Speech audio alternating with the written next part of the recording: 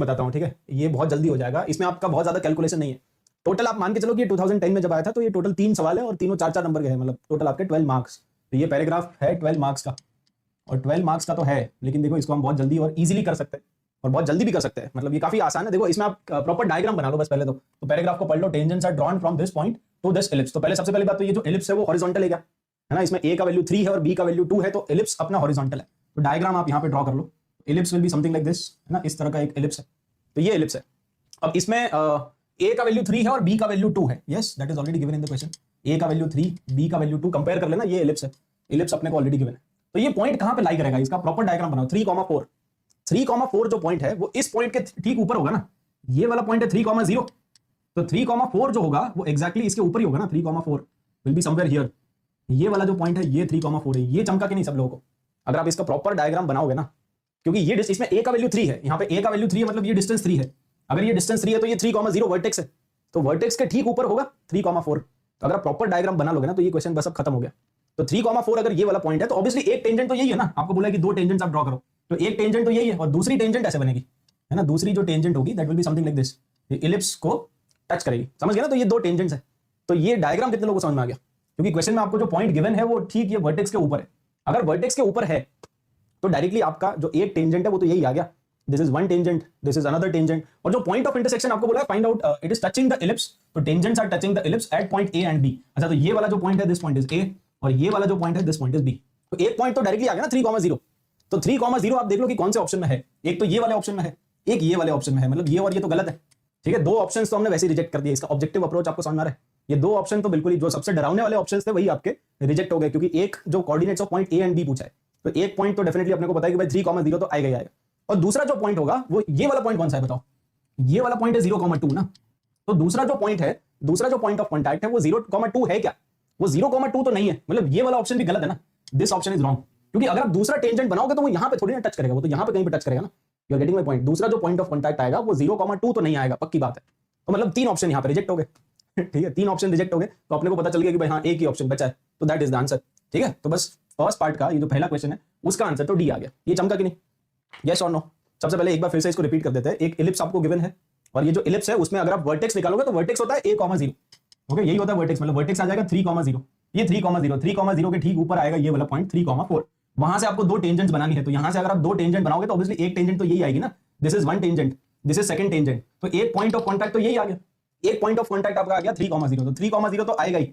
उसके साथ जो दूसरा पॉइंट आएगा वो 0,2 नहीं आएगा, क्योंकि 0,2 तो यहां पे है ना, वो पॉइंट ऑफ कॉन्टैक्ट नहीं है। तो ऑप्शन ए भी गया और बी और सी भी गया, तो बस बचा option D. So that is the answer. तो फर्स्ट क्वेश्चन आपको समझ में आ गया। सेकंड क्वेश्चन में देखो क्या पूछ रहा है, अब इसको हटा देता है। सेकंड क्वेश्चन में आपको पूछ रहा है कि ये जो ट्राइंगल बन रहा है, ये वाला पॉइंट है पॉइंट पी, और ये जो ट्राइंगल बन रहा है उसका ऑर्थो सेंटर निकालना है, ट्राइंगल पीएबी का। तो ट्राइंगल पीएबी मतलब ये वाला ट्राइंगल है ना, ये ट्राइंगल पीएबी आपको दिख रहा है। Okay, this is PAB. तो पीएबी जो ट्राइंगल है उसका, अच्छा तो पॉइंट डी अपना आ गया ना, क्योंकि इस वाले क्वेश्चन का आंसर क्या है, इस वाले क्वेश्चन का आंसर डी है। तो एक पॉइंट ऑफ कॉन्टैक्ट है 3,0, तो दूसरा पॉइंट ऑफ कॉन्टैक्ट निकालने की भी जरूरत नहीं पड़ी, अपना ये वाला पॉइंट ऑफ कॉन्टैक्ट यही आएगा, यस और नो, क्योंकि एक ही तो ऑप्शन बचा, ठीक है। तो इसका जो आंसर है उसको यूज कर लो। तो अपना जो पॉइंट बी है उसके कोऑर्डिनेट्स क्या है, पॉइंट बी के कोऑर्डिनेट्स ये है। अब ऑर्थो सेंटर क्या होता है, point of intersection of altitudes. तो अगर आप यहां से एक ऑल्टीट्यूड बनाओगे, अगर आप यहां से एक ऑल्टीट्यूड बनाओगे तो वो एक्स एक्सिस के पैरेलल आएगा ना, दिस इज द ऑल्टीट्यूड। और अगर ये जो ऑल्टीट्यूड है, ऑल्टीट्यूड के ऊपर ही कहीं ना कहीं लाई करेगा ना ऑर्थो सेंटर। आप दूसरा ऑल्टीट्यूड बनाओगे, दूसरा ऑल्टीट्यूड भी बनाओगे तो वो it will come something like this. तो this is orthocentre. But orthocentre का वाई कोऑर्डिनेट क्या आएगा बताओ। इस ये वाला जो पॉइंट है इसका वाई कोऑर्डिनेट है 8/5 and this is parallel to X axis. अगर आप ध्यान से देखो, क्योंकि ये परपेंडिकुलर है एक्स एक्सिस के, ये एक्स एक्सिस के परपेंडिकुलर है, तो जो ऑल्टीट्यूड बनेगा वो एक्स एक्सिस के पैरेलल बनेगा। इसका जो वाई कोऑर्डिनेट है वो 8/5 है, तो इस पॉइंट का भी जो वाई कोऑर्डिनेट होगा वो 8/5 ही होगा ना। तो इस पे वही वाला ऑप्शन अपना करेक्ट है जिसमें 8/5 इज द वाई कोऑर्डिनेट। तो बस ये आंसर आ गया। तो ऑर्थो सेंटर भी आ गया। आगे निकालने की जरूरत नहीं है, ऑब्जेक्टिव अप्रोच लगा लो। आपको सिंस पता है कि भाई ये जो ऑल्टीट्यूड है it is parallel to X axis, तो वाई कोऑर्डिनेट सेम रहेगा। तो वाई कोऑर्डिनेट 8/5 तो एक ही ऑप्शन में है, तो वो भी आ गया। अब लास्ट पार्ट में क्या पूछ रहा है, लास्ट पार्ट में पूछ रहा है कि equation of locus of the point whose distance from point P and line A B are equal. तो distance from a fix point and distance from a fix line is equal. तो locus क्या आएगा, locus parabola आएगा। अगर आपको निकालना है locus of a point which is moving in the plane in such a way that its distance from a point and distance from a line is equal, मतलब PS equal to PM। अगर PS equal to PM है तो parabola आएगा। अगर आप options को ध्यान से देखोगे तो ये वाली जो इक्वेशन है ना, इसमें तो x स्क्वायर और y स्क्वायर का कोएफिशिएंट इक्वल है। अगर x स्क्वायर और y स्क्वायर का कोएफिशिएंट इक्वल है मतलब ये पैराबोला तो नहीं। तो ये 2 ऑप्शन फिर से रिजेक्ट हो गए, क्योंकि वो दोनों पैराबोला नहीं है। है ना, ये सी वाला ऑप्शन और डी वाला ऑप्शन आपका रिजेक्ट हो गया क्योंकि एक्स स्क्वायर और वाई स्क्वायर का कोएफिशिएंट इक्वल है, तो पैराबोला नहीं है, ये भी पैराबोला नहीं है। और जो भी आपका लोकस आएगा, क्योंकि आपको क्वेश्चन बोला पीएस इक्वल टू पीएम, तो it will be definitely a parabola. ठीक है, तो आपका जो आंसर आना चाहिए वो पैराबोला आना चाहिए। अच्छा, जो अपना जो फिक्स पॉइंट है वो पॉइंट पी है। ठीक है, अपना जो फिक्स पॉइंट है वो ये है, और जो फिक्स लाइन है वो ये है। तो ये फिक्स लाइन को हम बोलते हैं डायरेक्ट्रिक्स ना, मतलब अगर आप इस डायग्राम को यहाँ पे फिर से ड्रॉ करोगे तो बेसिकली आपको ऐसा चमक रहा है कि जो फिक्स पॉइंट है वो यहाँ पे है, पॉइंट पी विच इज 3,4, और जो फिक्स लाइन है वो कुछ ऐसी है, इसके जस्ट नीचे एक पॉइंट है 3,0 एंड द फिक्स लाइन है समथिंग लाइक दिस। तो पैराबोला कैसा बनेगा? तो पैराबोला तो ऐसा बनेगा ना, ये फोकस है, ये डायरेक्ट्रिक्स है, तो पैराबोला आपका ऐसा बनेगा, this will be the parabola. अगर यहाँ पे फोकस है, ये डायरेक्ट्रिक्स है, ठीक है ना। अब अपने पास दो ऑप्शन बचे हैं, अब दोनों ये ऑप्शन ए और बी में से कोई ना कोई एक आंसर है, तो we need to find out the equation of that parabola. और ये पैराबोला का डायग्राम ऐसा बनेगा ना, यहाँ पे फोकस है और ये डायरेक्ट्रिक्स है, दिस लाइन इज डायरेक्ट्रिक्स, यहाँ पे कहीं पे वर्टेक्स आएगा, और समझ गए ना, मतलब बेसिकली ये जो वर्टेक्स होगा वो मिड पॉइंट होगा। तो थोड़ा और आप अच्छे से यहाँ पे डायग्राम को ड्रॉ कर सकते हो।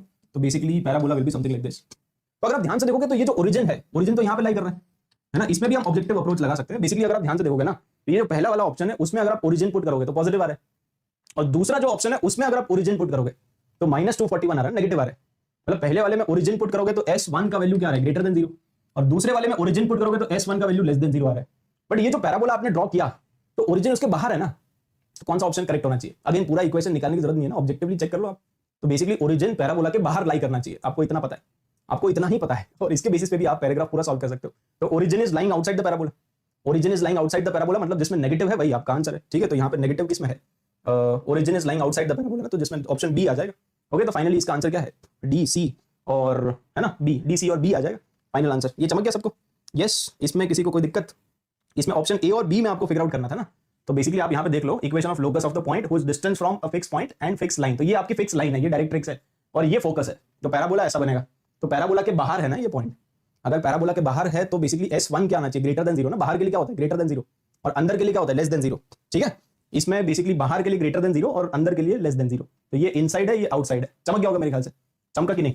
यस, तो बस अपना ऑप्शन बी आ जाएगा इसका आंसर। ये चमका? यस, आउटसाइड तो पॉजिटिव, एग्जैक्टली। तो ये यहाँ पे पॉजिटिव आ रहा है ना, तो आउटसाइड, एक मिनट हमने सही किया ना, आउटसाइड तो नहीं, एक सेकंड, ए आएगा ना इसका आंसर। अरे रे, आउटसाइड तो पॉजिटिव होता है ना, अरे S1 जब ग्रेटर देन 0 होगा तभी तो आउटसाइड होगा, इसमें इनसाइड होगा, तो यहाँ पे पॉजिटिव आ रहा है तो ऑप्शन ए आएगा। सॉरी ऑप्शन ए आएगा ना, मतलब आप देख लो एक बार, S1 जब ग्रेटर देन 0 होता है तो आउटसाइड होता है, जब लेस देन 0 होता है तो इनसाइड होता है। तो आउटसाइड मतलब पॉजिटिव, और हमें चाहिए कि ओरिजिन इज आउटसाइड। ये है ना, this is inside region of the parabola, तो ओरिजिन इज आउटसाइड, आउटसाइड मतलब पॉजिटिव, आउटसाइड मतलब पॉजिटिव, तो हाँ ऑप्शन ए आएगा। सॉरी, ठीक है, तो फाइनल इसका पूरा आंसर ही आ गया है ना। फाइनल आंसर क्या है, डी, सी और ए। तो D, C, A is the final answer. समझ गया? समझ गया ना? तो ये काफी आसान सा क्वेश्चन था, इसमें आप थोड़ा सा अगर ऑब्जेक्टिवली करोगे तो आपकी बहुत ज्यादा कैलकुलेशन बच जाएगी। तो ये कितने लोगों को चमक गया है ना? थोड़ा स्मार्टनेस के साथ ये क्वेश्चन को करना था, ना कि बहुत ज्यादा हार्डवर्क। भाई हार्डवर्क करके भी आप निकाल ही सकते हो, ये पूरा पॉइंट आप निकाल सकते हो, -9/5, 8/5 आएगा। उसके लिए आपको क्या करना, और ये coordinates of point A and B पूछा ना, तो पूरा पॉइंट ऑफ कांटेक्ट निकालना पड़ेगा। दूसरे पार्ट पे पूरा ऑर्थो सेंटर निकालना पड़ेगा, तो दो ऑल्टीट्यूड की इक्वेशन लिखनी पड़ेगी, फिर सॉल्व करना पड़ेगा, वो तो लेंथी मेथड है। तो बेटर है कि थोड़ा सा स्मार्टली आप कर लो। अगर आप डायग्राम अच्छा बना दोगे तो मतलब ऑब्वियसली बहुत सारे ऑप्शंस तो वैसे रिजेक्ट हो गए। तो यहाँ पे तो इनफैक्ट तीनों के तीनों क्वेश्चंस आप कर सकते हो just by drawing the diagram. आप देखो ना,